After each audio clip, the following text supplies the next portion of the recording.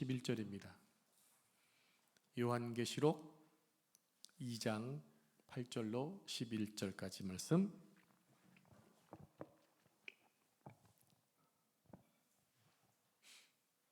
다 찾으셨죠? 네, 한 절씩 교독하겠습니다. 서머나 교회의 사자에게 편지하라. 처음이며 마지막이요 죽었다가 살아나신 이가 이르시되 내가 내 환난과 궁핍을 알거니와 실상은 내가 고요한 자니라. 자칭 유대인이라 하는 자들의 비방도 알거니와 실상은 유대인이 아니요 사탄의 회당이라. 너는 장차 받을 고난을 두려워하지 말라. 볼지어다 마귀가 장차 너희 가운데에서 몇 사람을 옥에 던져 시험을 받게 하리니 너희가 10일 동안 환난을 받으리라. 내가 죽도록 충성하라. 그리하면 내가 생명의 멸류관을 내게 주리라. 귀 있는 자는 성령이 교회들에게 하시는 말씀을 들을지어다. 이기는 자는 둘째 사망의 해를 받지 아니하리라. 아멘. 이 말씀은 살아계신 하나님의 말씀입니다. 아멘. 오늘은 7교회 가운데 두 번째 교회 서머나 교회에 대해서 살펴보겠습니다. 서머나는 몰약 또는 쓰다라는 뜻이 있습니다. 여러분 몰약 아시죠? 몰약과 쓰다라는 뜻이 있어요. 교회 이름만큼이나 이 교회는 고난이 참 많았습니다. 몰약, 쓸 만큼 고난이 많았다는 뜻입니다. 그렇지만 잘 참고 인내해서 승리했기에 빌라델비아 교회와 같이 칭찬만 받은 교회로 정평이 나 있습니다. 지난주에 에베소 교회에 대해서 말씀을 나눴잖아요. 니골라당 이단들을 잘 파악해서 교회에서 쫓아냈지만 무엇이 문제였어요? 첫사랑을 잃은 것이다. 하나님 말씀으로 잘 이겼는데 그 말씀을 가지고 성도를 힘들게 했던 것이 문제였다라고 책망했죠. 칭찬과 책망이 동시에 있는 교회가 에베소 교회였어요. 오늘은 서머나 교회, 또 다른 데 보면 칭찬 플러스 책망이 있고 또 칭찬만 드는 교회가 두 교회가 있고 반대로 칭찬을 얻고 책망만 받은 교회도 있다는 얘기입니다. 우리가 7교회를 계속 한 더 6주간 살펴볼 텐데요. 이 교회는 1세기 초대교회 당시에만 있었던 교회가 아니라 오고 오는 모든 교회 가운데 이처럼 칭찬도 듣고 책망도 들을 터인데 이왕이면 칭찬을 받아라 라는 의미로 말씀하고 있다는 사실을 기억하시면 좋겠어요. 여러분 책망받고 싶으십니까? 칭찬받고 싶으십니까? 그렇게 되시기를 축복합니다. 네. 자, 지도를 잠깐 볼까요? 지난주 봤던 지도인데, 네, 지난주 에베소 교회 봤죠. 에베소는 항구라고 말씀을 드렸고요. 에베소 교회는 바로 위로 12시 방향으로 보면 서머나 교회가 있습니다. 서머나 지역은 에베소 교회 위에 위치한 곳으로 당시 인구가 10만 명 정도의 중형 도시로 아주 과학과 의술이 발달된 지역이었어요. 몇만 명? 10만 명 중형 도시였습니다. 그 당시는 10만 명이면 지금이야 뭐 별로 안 많지만 과거에 1세기 당시에 10만 명은요 엄청 많은 숫자예요. 그러니까 바로 위성 도시였다 생각하시면 됩니다. 근데 거기에 과학과 의술이 발달됐다. 상당히 살기 좋은 도시였다는 것을 알 수가 있겠죠. 그리고 오늘날의 파리처럼 디자인의 도시일 정도로 아름다운 건축물들이 많이 세워진 곳이 서머나 지역이었습니다. 그리고 서머나 지역은 당시 로마 황제를 숭배하는 신전을 유치하느냐 하지 않느냐 15개 도시가 로마 황제 숭배 사상, 로마 황제 신전을 세우겠다고 15개의 지역이 이렇게 뭘 한 거예요. 유치하겠다고 신청을 한 거예요. 그런데 그 지역이 됐어요. 그러니까 서머나 지역에 뭐가 있다는 얘기입니까? 로마 황제 숭배 성신전이 있었다는 것입니다. 이렇듯 서머나는 로마 황제를 향한 충성 경쟁의 선봉에 선 지역이었다. 이렇게 이해하시면 좋겠습니다. 로마는 충성을 맹세한 서머나에 많은 지원을 해줘서 그 지역 사람들의 생활이 아주 윤택했습니다. 왜냐하면 황제가 특별히 신경 써주는 지역이니까. 반면 이런 도시에서 그리스도인으로 산다는 것은요, 너무 힘들었다고 하는 거예요. 예수님과 상관없는 사람들은 황제의 은총을 받았기 때문에 살기가 편했고 삶이 좋았지만, 황제를 거부해야 되는 그리스도인으로서는 아주 힘든 핍박과 고난을 당할 수밖에 없었다는 거죠. 여러분, 우리나라 70년, 80년대에는 국가 보안이 아주 셌잖아요. 방공, 방첩 아십니까? 그래서 포스터를 그리면 반드시 방공, 방첩의 나라가 들어가야 됐어요. 그 당시 제가 그랬던 북한군의 모습은요, 항상 빨간 뿔이 있었어요. 저 그렇게 그렸어요, 초등학교 때.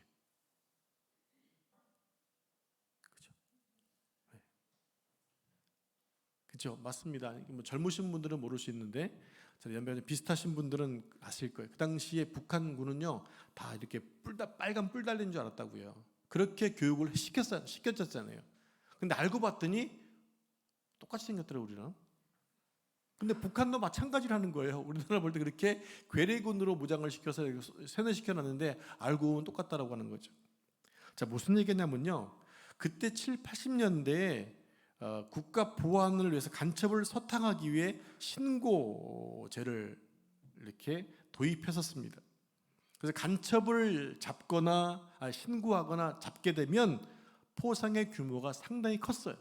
그래서 어떤 경우는 집을 한 채 산다라는 얘기도 있었어요. 제 기억에 확실하다면, 그래서 이른 아침에 산에서 내려오는 사람, 그리고 버스비를 물어보는 사람, 담뱃값을 물어보는 사람, 교과서에 있었던 거 저는 기억하고 있거든요. 그런 사람들을 수상해 봐야 된다 했던 적이 있었어요. 이렇게 서탕의 대상에 간척받던 존재가 바로 초대교회 당시에 서머나 지역의 그리스도인이었다는 겁니다. 그들은 빈번히 밀고와 색출의 대상이었어요. 서머나 교회 성도들의 삶이 얼마나 불안하고 공고했을지 쉽게 짐작할 수가 있지 않습니까? 이런 시선으로 서머나 교회를 보셔야 한다는 얘기입니다. 살기 만만치 않았다는 겁니다. 신앙을 지키기 위해 생명도 불사해야 했다는 것입니다. 자, 8절에 보면 이곳에 편지를 쓰게 하신 분이 소개되고 있어요. 뭐라고 했나요? 처음이며 마지막이요, 죽었다가 살아나신 이가 이르시되. 자, 이분이 누구입니까? 네, 알파와 오메가이시면서 우리를 위해 죽었다가 다시 살아나신 예수 그리스도이십니다. 예수님께서 서머나 교회에 이렇게 편지를 쓰도록 하신 것은 십자가의 고난을 통해 우리의 구원을 완성하신 예수님을 기억하고 꼭 승리하라, 이런 의미로 그 편지를 보내게 하신 분을 소개하고 있는 거예요. 자, 우리 함께 9절 말씀과 합독하겠습니다. 9절 시작. 내가 내 환난과 공핍을 알거니와 실상은 내가 부요한 자니라. 학생 유대인이라 하는 자들의 비방도 알거니와 실상은 유대인이 아니요 사탄의 회당이라. 아멘. 자, 먼저 환난이라는 단어 보겠습니다. 환난, 헬라어로 들립시스라는 단어인데요, 억압, 고난, 고통, 괴로움이라는 뜻입니다. 자, 환난은 억압과 고난과 고통을 받고 있다라는 의미예요.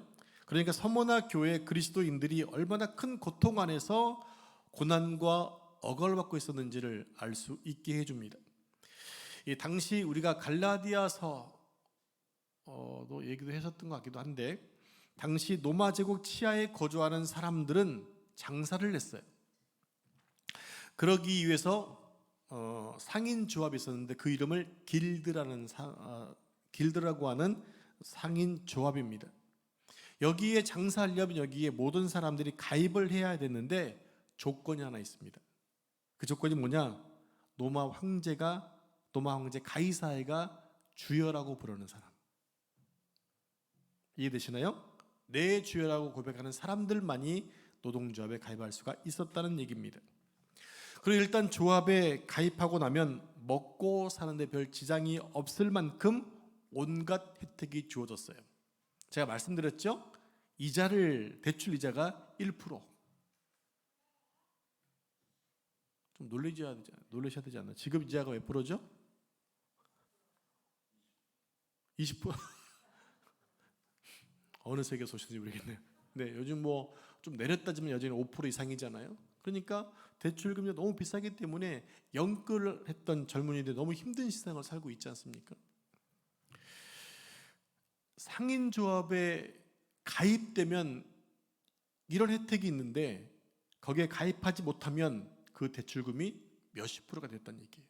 그러니까 거의 사회생활을 못할 만큼의 압박이 왔다는 거죠. 그러니까 상인조합에 가입하려면 가이사를 주로 고백해야 하는데 예수를 구주로 믿고 있는 성도들은 아무리 혜택이 주어져도 양심을 속이고 신앙을 속일 수가 없었다는 거예요. 왜냐하면 예수 그리스도만이 유일한 주가 되시기 때문입니다. 그러나 가입하지 않으면 당장 제사를 몰수당하기도 하고 궁핍해질 수밖에 없었던 거예요. 이러다 보니 서머나 교인들은 환난과 궁핍을 당할 수밖에 없었던 겁니다. 당장 먹고 사는 것이 어려웠다고 하는 거예요. 다음은 궁핍이란 단어입니다. 푸토케이아라는 단어로 찢어지게 가난하다, 거지 신세, 구걸하다 이런 뜻이 있어요. 아니, 먹을 게 전혀 없기 때문에 나가서 구걸해야만 먹고 살 수 있는 환경이었다는 얘기입니다. 이게 궁핍이란 단어예요. 그러니까 그리스도가 아닌 가이사를 주로 고백할 수 없어서 제사를 몰수당한 서머나 그리스도인의 처지가 너무나 가난하고 비참했다는 것을 보여주고 있는 거죠. 이런 날이 하루 이틀도 아니고 매일 계속된다면 당연할 사람이 아무도 없을 겁니다. 그러니까 어떡합니까? 배교를 하는 거예요. 배교를. 어쩔 수 없어요.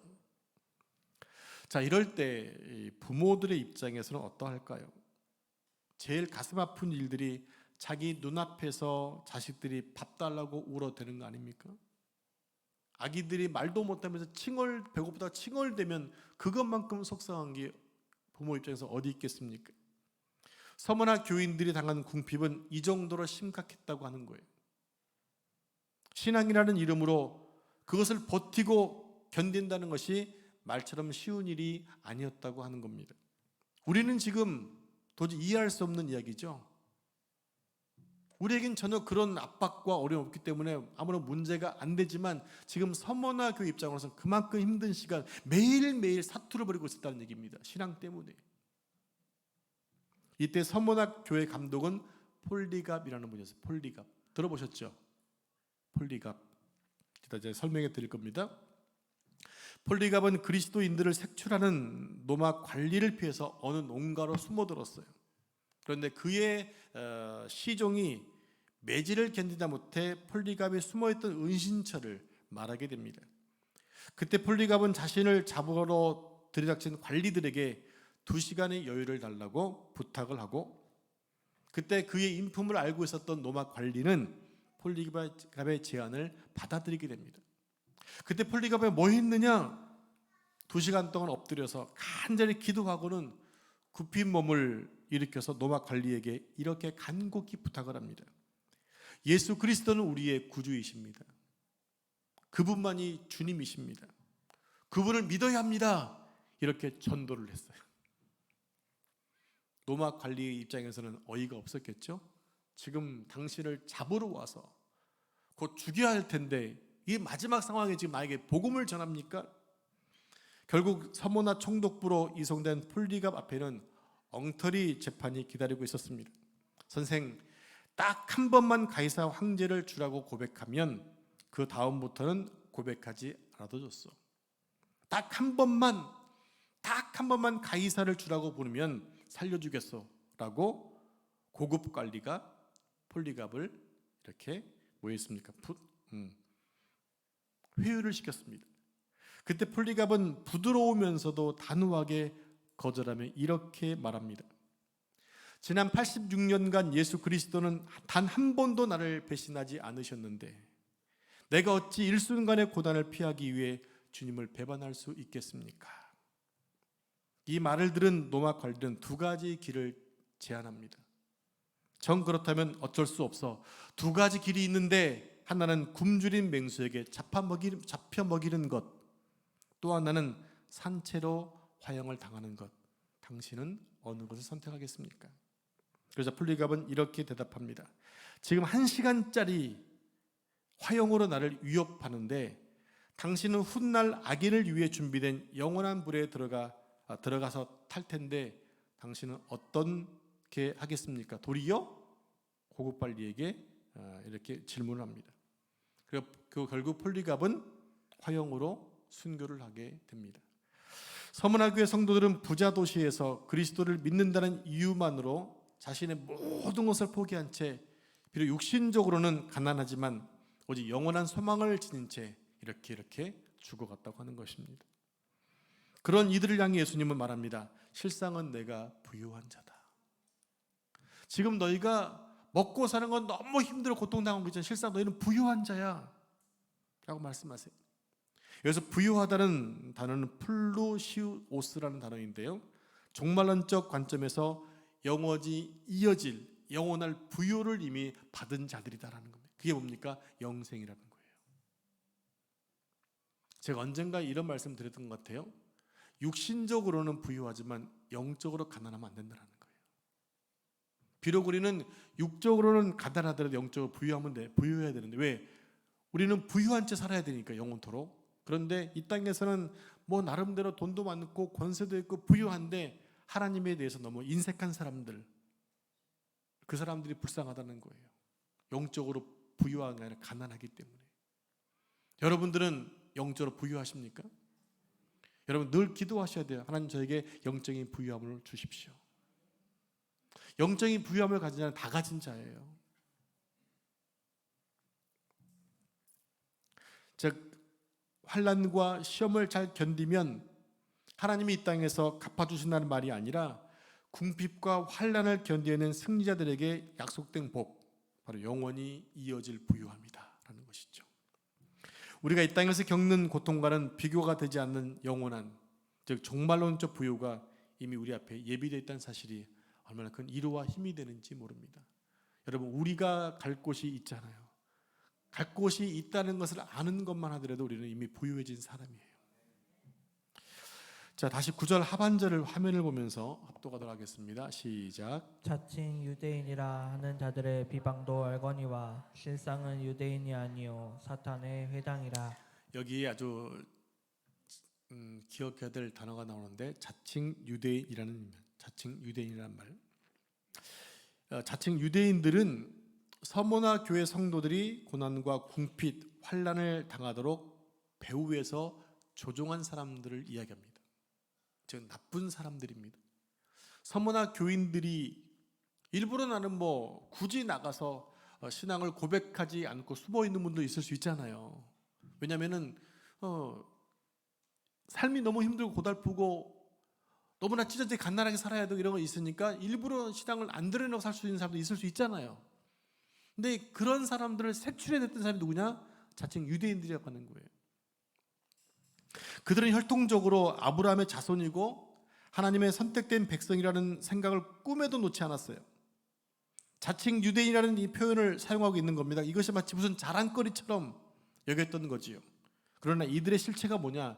성경이 얘기합니다. 사탄의 회당이다. 자기들은 아브라함의 후손이라는 것이 그렇게 긍지가 있었는지 모르겠지만 이들이 했던 짓이 무엇입니까? 믿는 사람들을 넘겨주는 거였어요. 근데 알고 봤더니 이들은 아브라함 후손, 하나님의 신경도 쓰지 않으세요. 도리어 뭐라고 얘기합니까? 사탄의 회당이라고 책망하신다고 하는 거죠. 이들이 뒤에서 사주하고 선동해서 그리스도인들을 화형시키는데 내몰았기 때문입니다. 오늘날 우리는 교회 생활에 익숙해질수록 조심할 부분이 있습니다. 자신에게도 오류가 있을 수 있다는 사실을 인정하는 거예요. 특별히 교회 생활을 오래 하신 분들 보면 자기는 완벽하다고 여기는 분이 계셔요. 그것은 착각일 수 있어요. 인간은 절대로 완벽하지 않아요. 담임 목사인 저 마찬가지입니다. 나도 실수할 수 있다는 것을 늘 인정해야만 겸손해질 수 있거든요. 그런데 자칭 유대인들은 뭐냐면요, 자기는 문제없다라는 거예요. 문제없다. 율법을 지켜왔고 하나님을 사랑하고 문제없다라는 거예요. 그러니까 그들은 그리스도인들을 내모는데 앞장섰던 거예요. 근데 주님의 평가는 뭡니까? 사탄의 회당이라는 거죠.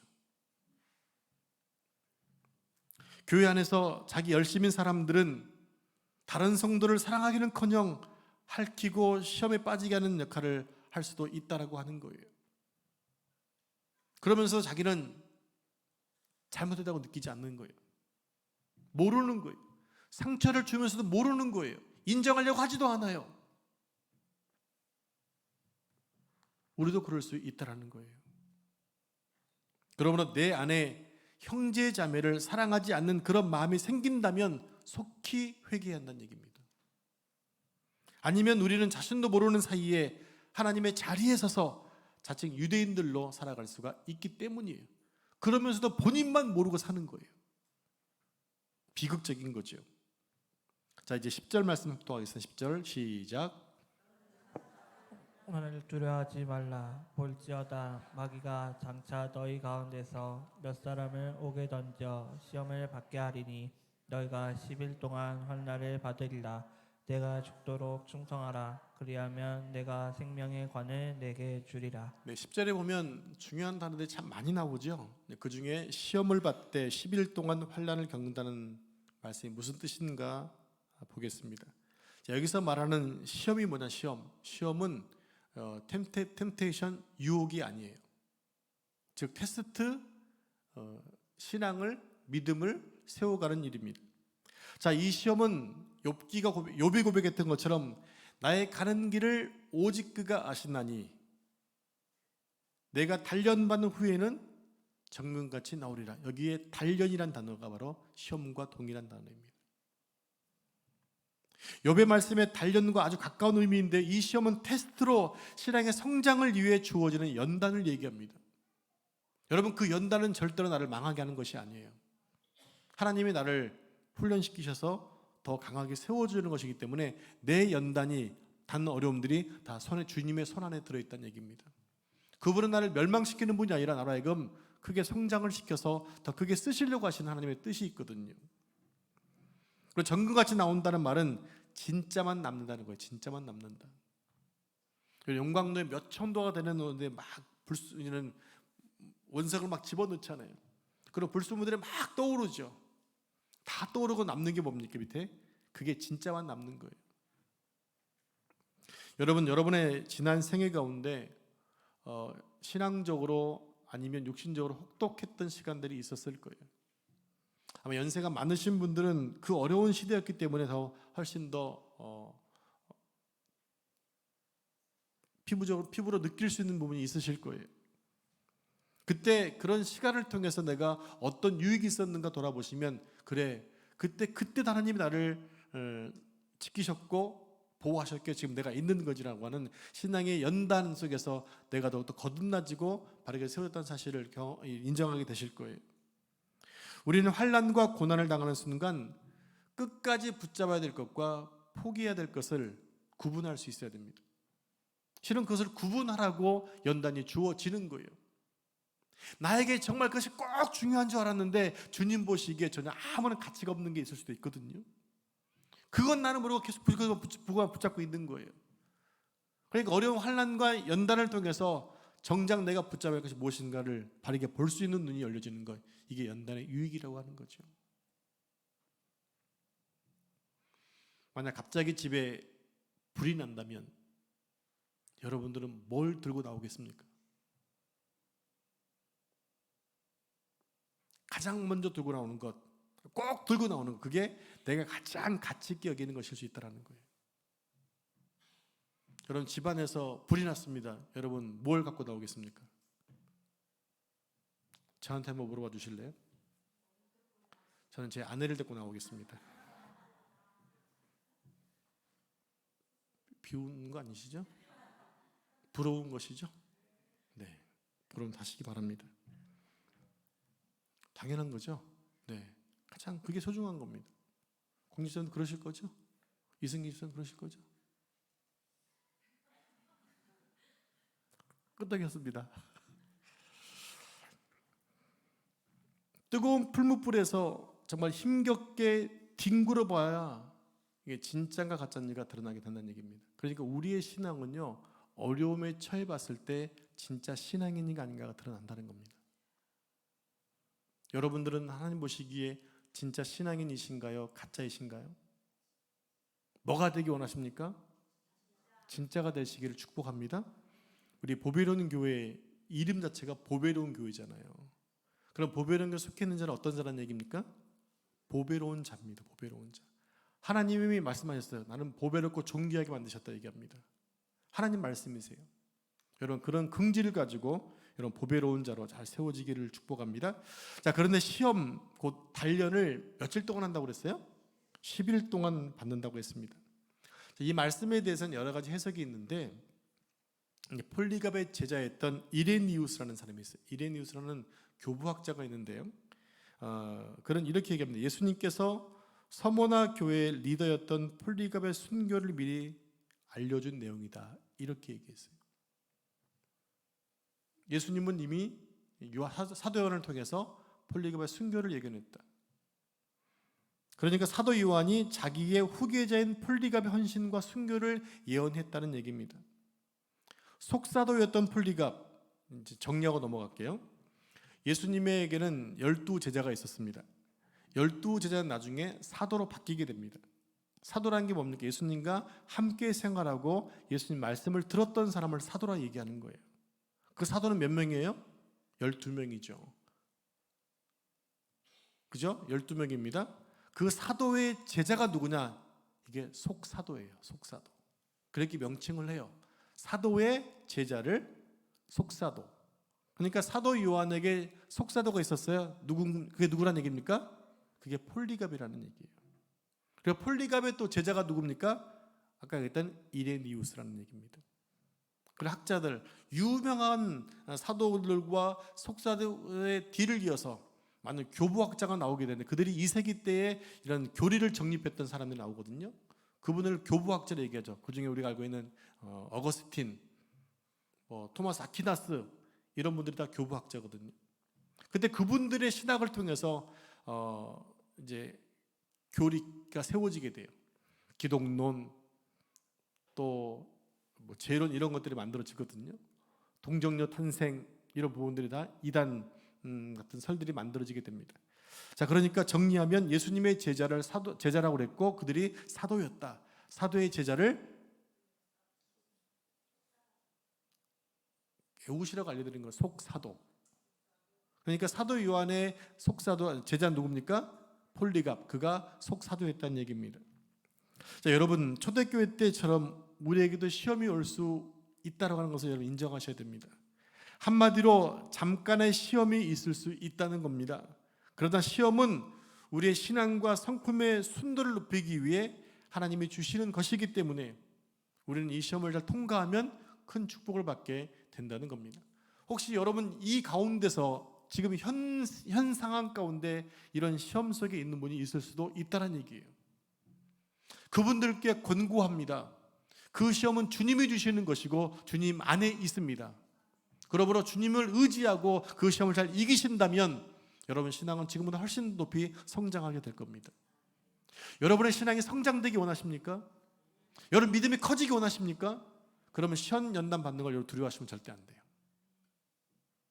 그걸 통해 우리는 껍질 벗게 하는 것입니다. 여러분 작은 곤충도 애벌레에서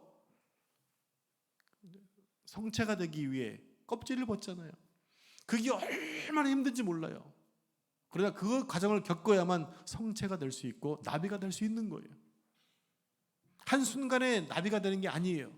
근데 여러분 중요한 게 있습니다. 그 애벌레 우리가 구분이 안 가지만 어떤 애벌레는 나비가 될 수 있고 어떤 애벌레는 매매가 될 수도 있는 거예요.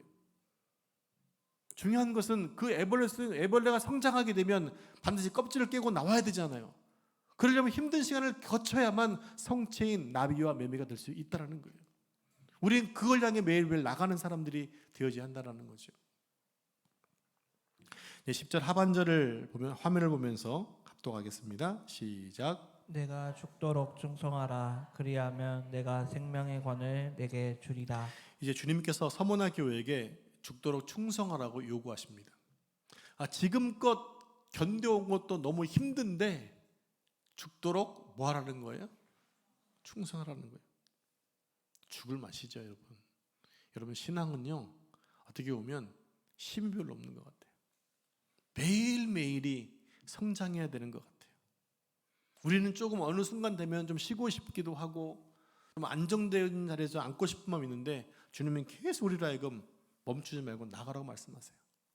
지금 경제적으로 또 신앙 박해로 너무 힘든 가운데 있는데 뭐 하라고 얘기하십니까? 죽을 때까지 충성하라는 거예요.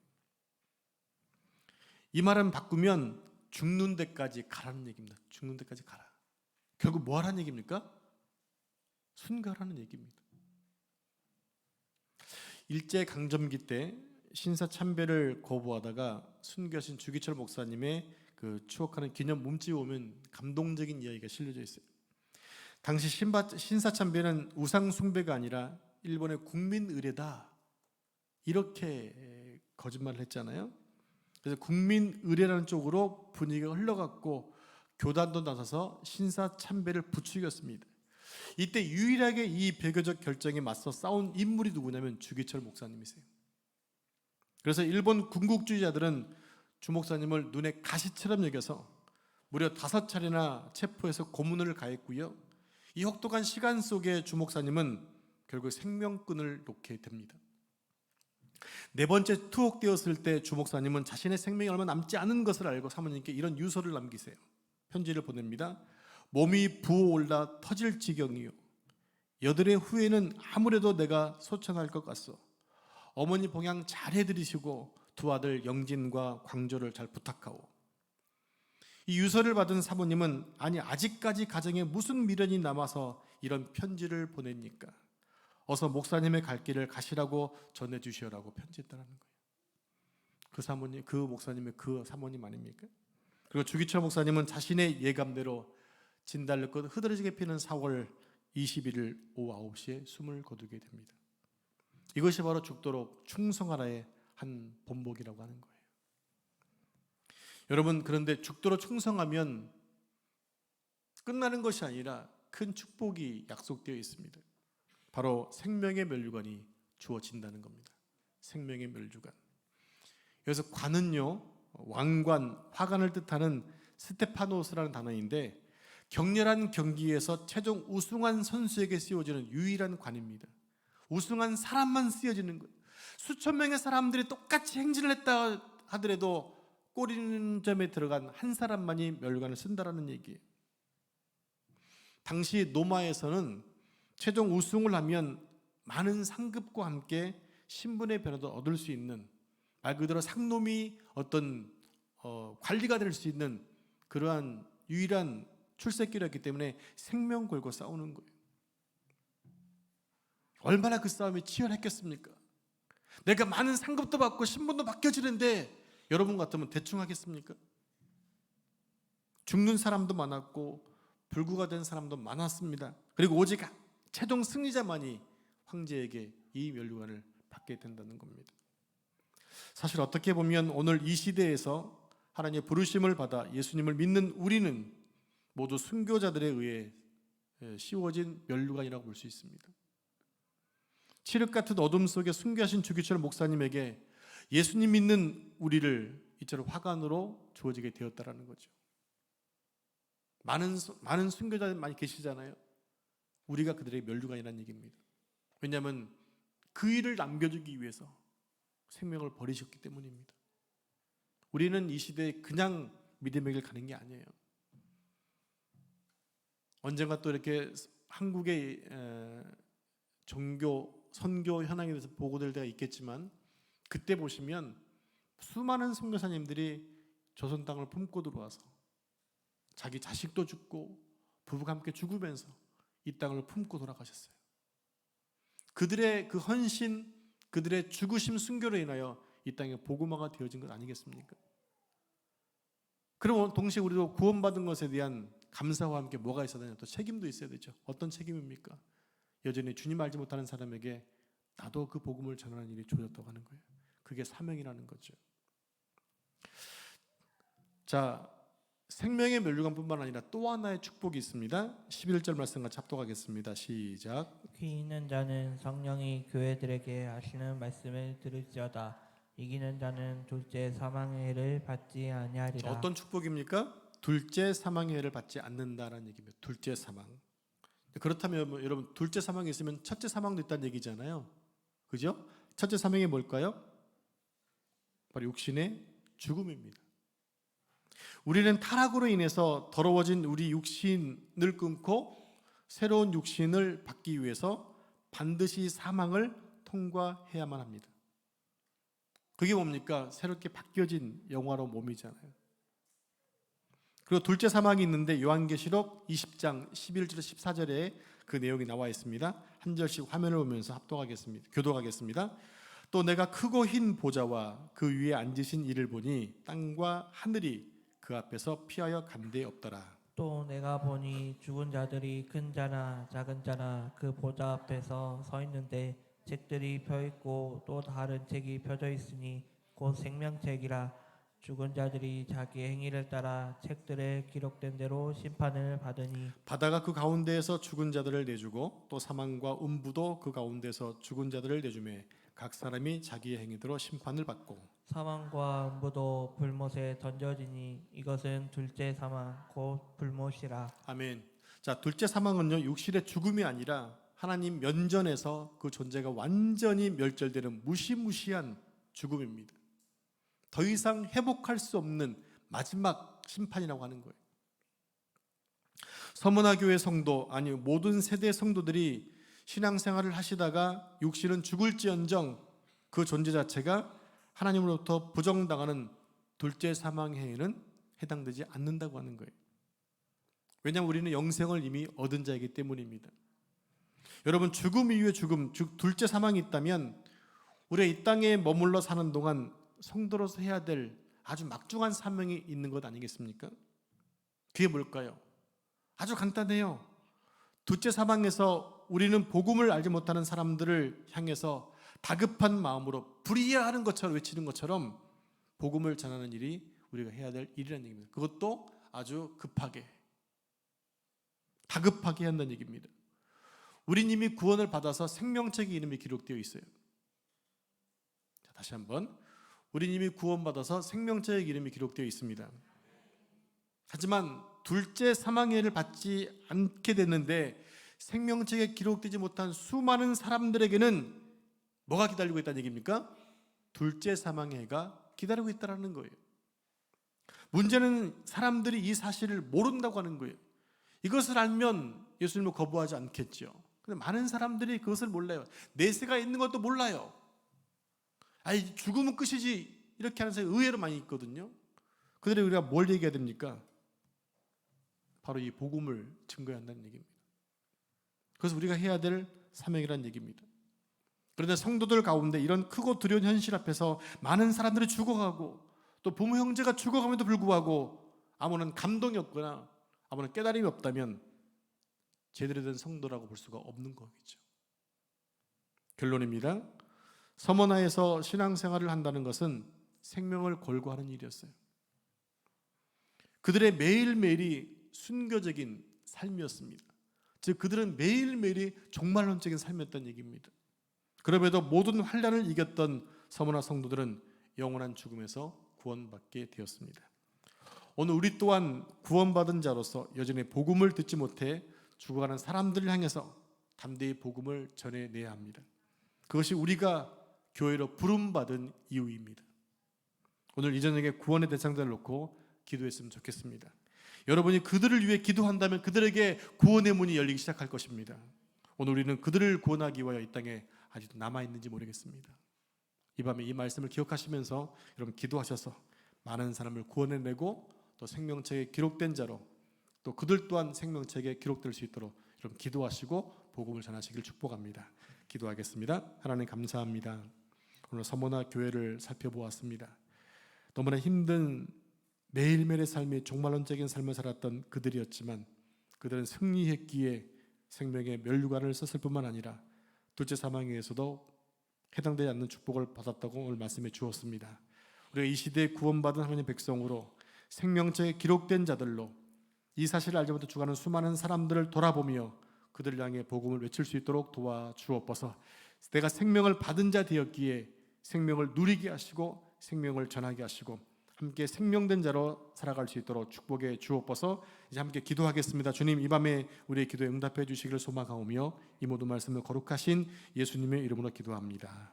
아멘.